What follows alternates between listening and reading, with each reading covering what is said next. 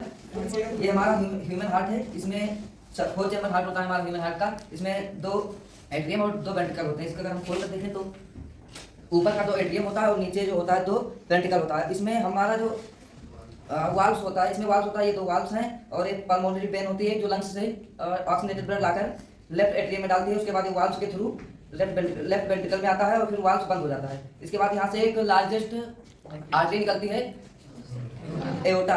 वो blood oxygenated blood पूरे आल parts में, बॉडी के आल पार्ट्स में भेजकर फिर वहाँ से एक्सचेंज ऑफ गैसेस होता है कैपिलरीज में। उसके बाद वेना कैवा लार्जेस्ट वेन होती है, वो लाकर राइट वेंट्रिकल में डीऑक्सीजनेटेड ब्लड दे देती है। फिर उसके बाद वाल्व्स के थ्रू राइट वेंट्रिकल में आता है और फिर राइट वेंट्रिकल वाल्व्स फिर बंद हो जाता है। उसके बाद पल्मोनरी आर्टरी लाकर फिर से लंग्स को दे देती है प्यूरिफिकेशन की। ये ह्यूमन हार्ट है जिसके 4 चैम्बर होते हैं, left atrium, left ventricle, right atrium, right ventricle. और ये 4 चैम्बर में बटा होता है। इसके अंदर 2 वॉल्व्स होती हैं, ये इधर, जो कि इस चैम्बर से इस चैम्बर तक ब्लड पहुंचाने में मदद करती हैं।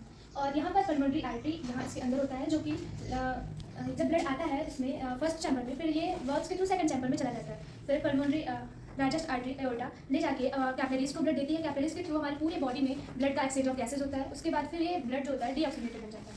आफ्टर डैट यहाँ पर राइट एट्रियम होता है। राइट एट्रियम में जब ब्लड आता है वेना कावा के थ्रू, देन उसके बाद वॉल्व्स के नीचे फिर इधर सेकंड वाले चैम्बर मतलब 4th चैम्बर में ये चला जाता है ब्लड। आफ्टर डैट यहाँ से पल्मोनरी आर्टरी के थ्रू लंग्स में चला जाता है ब्लड प्यूरिफिकेशन के लिए। Thank you. हम सब एक गहरी सांस लेंगे।